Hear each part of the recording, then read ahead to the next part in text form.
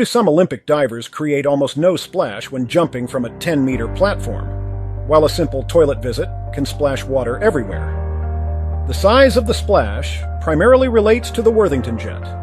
When an iron ball is dropped into water, a long air-filled cavity forms above it. Due to pressure differences, the air pressure inside the cavity is much lower than the surrounding water pressure, causing the cavity to collapse. The water collision produces significant energy, resulting in an upward jet of water.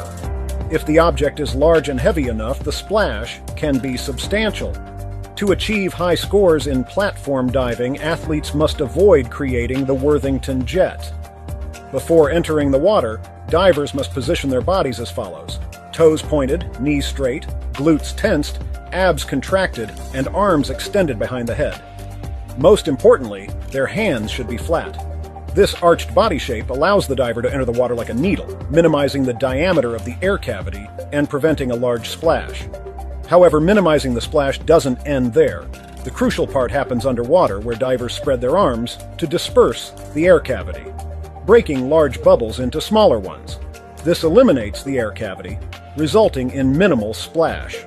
As for your toilet dilemma, placing a piece of toilet paper in the bowl before doing your business can help reduce splashing.